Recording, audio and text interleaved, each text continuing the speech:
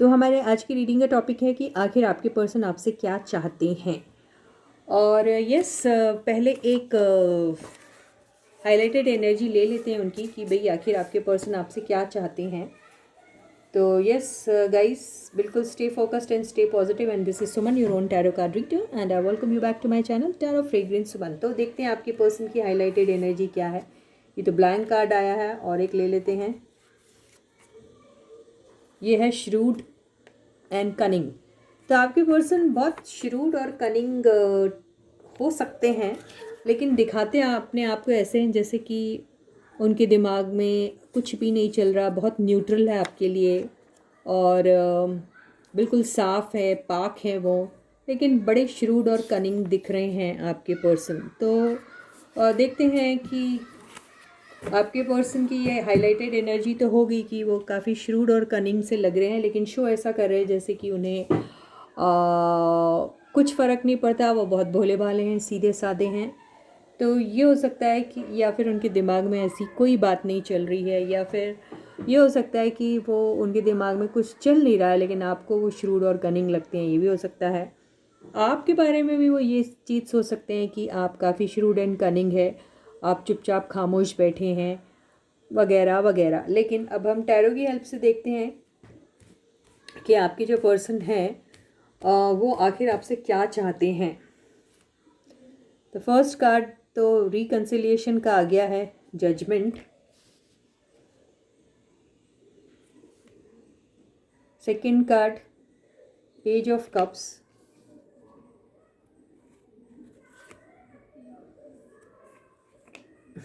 Five of wands, लड़ना चाहते हैं आपसे, है ना। फोर ऑफ वॉन्ड्स,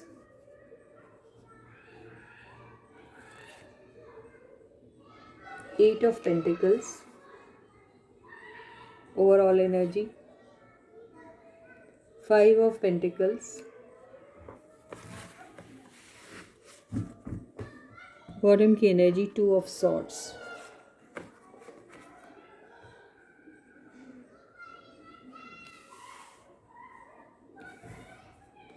तो हमारा सवाल था कि आपके पर्सन आखिर आपसे क्या चाहते हैं।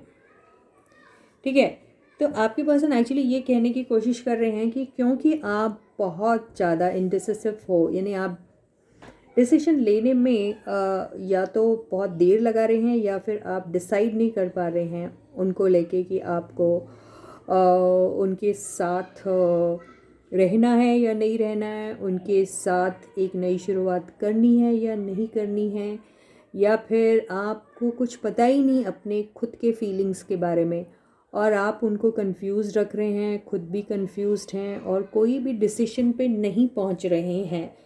तो आपके पर्सन अपने आप को एक नेग्लेक्टेड जैसा फील कर रहे हैं। उन्हें ऐसा लग रहा है कि अगर आप ऐसे डिसीजन लेने में देरी करेंगे तो उनकी ज़िंदगी में कुछ नहीं होना है, और वो अपनी ज़िंदगी में अपने आप को बहुत हारा हुआ सा महसूस करने वाले हैं। और वो चाहते हैं कि आप जल्दी से जल्दी डिसीजन लें ताकि कोई एक नतीजे पे आप लोगों की रिलेशनशिप पहुँचे। तो आपके पर्सन आपके बगैर बहुत ही ज़्यादा हेल्पलेस और होपलेस सा फील कर रहे हैं, और उन्हें ऐसा लग रहा है कि क्योंकि आप डिसीजन नहीं ले पा रहे, उसकी वजह से उन्हें बहुत परेशानी हो रही है, उन्हें अकेलेपन का सामना करना पड़ रहा है, उन्हें बहुत यानी यहाँ अबेंडनमेंट की एनर्जी दिख रही है। तो उन्हें ऐसा लग रहा है कि जैसे आप उन्हें ठुकरा रहे हो, आप उन्हें अपनी लाइफ में दोबारा नहीं लेके आना। आप चाह रहे होंगे लेके आना, लेकिन नहीं लेके आ पा रहे हो क्योंकि आप कोई नतीजे पे नहीं पहुंच रहे हैं। तो आपके पर्सन चाहते हैं कि आप किसी न किसी नतीजे पे पहुँचें। और पहला ही कार्ड जो जजमेंट का आया है, इससे ऐसा लग रहा है कि आपके पर्सन ने ज़रूर बहुत बड़ी कोई गलती की है, इसकी वजह से वो थोड़े ऐसी एनर्जी में जहाँ पे वो अपॉलोजेटिक फील कर रहे हैं, और वो ये बात मुंह से कह नहीं पा रहे हैं, लेकिन उन्हें ऐसा लग रहा है कि उन्हें एक मौका मिलना चाहिए इस रिलेशनशिप में।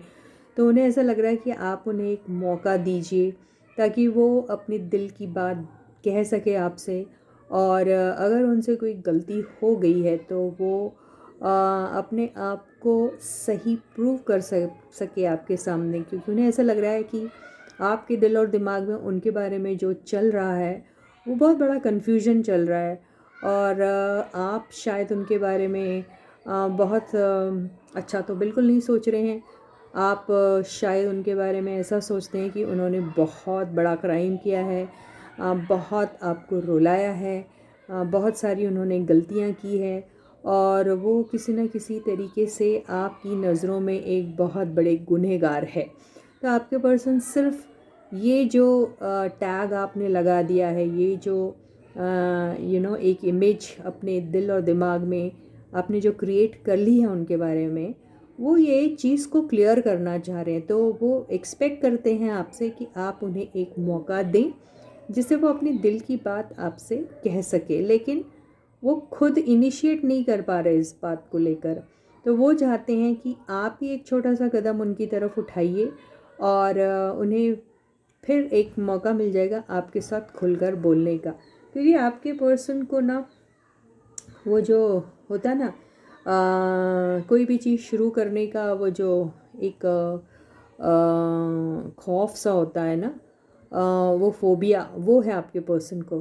तो वो आपसे सिर्फ ये चाह रहे कि आप शुरू करो, फिर उसके बाद जैसे हाथ में वही ले लेंगे रेन इस चैरियट की, और फिर आगे बढ़ेंगे इस रिलेशनशिप को लेके। तो ये ही सोच रहे हैं आपके पर्सन बार बार। और आपके पर्सन चाहते हैं कि आप भले ही उनसे बात करें, और बातों के दौरान आप उन्हें गालियाँ भी दे सकते हैं, आप उनसे लड़ भी सकते हैं, आप उनके ऊपर तहमत भी लगा सकते हैं, लेकिन कुछ बोलिए तो सही, आगे तो बढ़िए सही, कुछ तो कहीं तो किसी भी किस्म की किसी भी सूरत में कोई एक शुरुआत तो हो, ये सोच रहे हैं आपके पर्सन। और आपके पर्सन का जो एक्सपेक्टेशन है वो यही है कि वो सोचते हैं कि आपने अपने दिल में ज़रूर ऐसा सोच के रखा है कि इस रिलेशनशिप में अगर कहीं स्टेबिलिटी मुझे नहीं मिलती है, कहीं लॉन्ग टर्म का वादा नहीं होता है, तो शायद इसके ऊपर काम करना बेकार रहेगा, है ना। तो आपके पर्सन ये कहने की कोशिश कर रहे हैं, उनका एक्सपेक्टेशन जो है आपसे वो ये है कि यहाँ पर मिलजुल के काम करने के बाद ही इस रिलेशनशिप में एक स्टेबिलिटी लाई जा सकती है, और एक लॉन्ग टर्म के बारे में सोचा जा सकता है। तो वो बहुत सोचते हैं कि इस रिलेशनशिप पे काम करना बहुत ज़रूरी है। तो वो काम करने के लिए तैयार है, लेकिन उन्हें पहले अपने आप को प्रूव करना है आपके सामने कि वो गलत नहीं थे, या गलत नहीं है, या उनका इरादा कभी गलत नहीं था। अगर उन्होंने पास्ट में आपके साथ कुछ ऐसा किया है जिसमें आप अकेले रह गए थे क्योंकि उनके पास कोई चॉइस थी, हो सकता है उनकी ज़िंदगी में कोई आया था जहाँ वो भटक गए थे, और वहाँ पर शायद उन्होंने कोई शुरुआत करने की कोशिश की होगी। तो उन्हें ऐसा लग रहा है कि आपके दिल और दिमाग में अभी तक वही बात है, और आप एक इमेज क्रिएट करके बैठ गई हो उनके बारे में, और अब वो आपके दिल और दिमाग से कभी निकल नहीं रही है वो बात। तो वो चाहते हैं कि वो अपनी सारी बात आपको बताएं, और आपके सामने इनोसेंट प्रूफ हो जाएं। यही आपके पर्सन की एक चाहत है, एक एक्सपेक्टेशन है। लेकिन वो खुद होके आपको फ़ोन करेंगे, या फिर खुद होके आपके घर चल के आएंगे, या फिर आपसे मिलने आएंगे और आपसे कहेंगे कि मुझे कुछ कहना है आपसे, तो आप आइए, मैं आपको बताता हूँ या बताती हूँ कि क्या बात है। तो ऐसा नहीं है, वो चाह रहे कि आप कुछ शुरुआत करें, आप कहीं इस बात को कहीं ना कहीं कुछ तरीके से इसके बारे में कहें, ताकि उनको इन बिटवीन कुछ मिल जाए आपको बताने में कि वो गलत नहीं थे, या फिर उन्होंने कोई ऐसी गलती नहीं की है। तो वो खुद हो के अगर ये सब चीज़ें कहते हैं तो ये ऐसा प्रूव हो जाएगा कि कहीं ना कहीं वो गिल्टी थे। तो वो अपने आप को गिल्टी नहीं दिखाना चाहते हैं, इसीलिए वो चाहते हैं कि आप ही बात शुरुआत करें उनसे, और ये जो एनर्जी में जो हैं आप, उनके बगैर आप अकेले और आपके बगैर वो अकेले, उसमें से निकला जा सके। तो इस रिलेशनशिप में वर्क की बहुत ज़रूरत है, क्योंकि यहाँ 11-11 की जो एनर्जी आई है उससे तो मुझे ऐसा लगता है कि यहाँ पर मामला आप दोनों तो बहुत एक दूसरे को जैसे मिरर तो कर रहे हैं। आप जैसा सोचते हैं आपके पर्सन भी वैसे ही सोचते हैं, आप भी यही सोचते हैं इस रिलेशनशिप में काम की बहुत ज़रूरत है। आप जानते हैं कि आपके पर्सन ने गलती की है या नहीं की है, लेकिन यस उन्हें भी मौका मिलना चाहिए बात करने का। लेकिन आपकी ज़िद पता क्या है, आपकी भी ज़िद यही है कि वो आगे आएँ, आप नहीं आगे आना चाहते, क्योंकि आपने पहले भी काफ़ी कोशिशें की है जो इससे दिख रहा है, और हर बार आपके पर्सन ने आपको ऐसे ट्रीटमेंट दिया है जैसे वो तो लीस्ट बॉदर्ड है। आप चाहे एक बार 2 बार 10 बार या 100 बार उनकी तरफ गए होंगे कुछ इनिशिएट करने के लिए, यानी इस रिलेशनशिप को दोबारा से रिवाइव करने के लिए, लेकिन आपको हर बार एक कोल्ड बिहेवियर सा मिला, या फिर आपके पर्सन ने आपकी बात को कोई तवज्जो ही नहीं दी। तो इसीलिए आप पीछे हैं और आप चाहते हैं कि अब बहुत हो गया, अब उन्हें जो कहना है वो कह सकते हैं। अगर वो इस रिलेशनशिप में वर्क करना चाहते तो आए आगे और करें, क्योंकि आप बिल्कुल कुछ नहीं करना चाह रहे हैं अभी। मुझे आपकी एनर्जी यही दिख रही है कि आप उनको इतना सा भी मौका नहीं देना चाह रहे हैं। अपनी तरफ से आप बिल्कुल एक छोटी सी उंगली भी नहीं आप उन्हें पकड़ने देना चाहते हैं। आप चाहते हैं कि वो खुद ही आएँ, खुद ही सब कुछ कहें और खुद ही इस मामले को सॉल्व करें। क्योंकि यहाँ पर मुझे ऐसा कहीं भी नहीं दिख रहा है कि आपके पास अगर आपके पर्सन आते हैं तो आपका बिहेवियर उनकी तरफ कोल्ड होगा, या फिर आप उनके साथ डिसरिस्पेक्टफुली पेश आओगे, या फिर आप उनकी सुनोगे ही नहीं। ये कहीं नहीं दिखाई दे रहा, क्योंकि 11-11 की एनर्जी आ गई है। जैसा वो करेंगे वैसा ही आप करेंगे। अगर वो अच्छे रहेंगे आप भी अच्छे रहेंगे, अगर वो किसी किस्म से अगर नहीं इनिशिएट करे तो आप भी नहीं करोगे। ये मुझे वही दिखाई दे रहा है यहाँ पर। तो एक एडवाइस ले लेते हैं यूनिवर्स से कि यूनिवर्स इस मामले में क्या कहना चाहती है। तो ये है कार्ड मैंने यहाँ से एक पुल किया है, ये आया है 10 ऑफ कप्स। तो यूनिवर्स तो आपसे बहुत सारी बातें कहने की कोशिश करिए। यूनिवर्स कह रही है कि या तो इस चीज़ की आप हैप्पी एंडिंग कर दीजिए। किस चीज़ की? ये जो भी आपके बीच में चल रहा है, और आप नए सिरे से अपनी रिलेशनशिप स्टार्ट कर सकते हैं। वो किसके साथ स्टार्ट कर सकते हैं?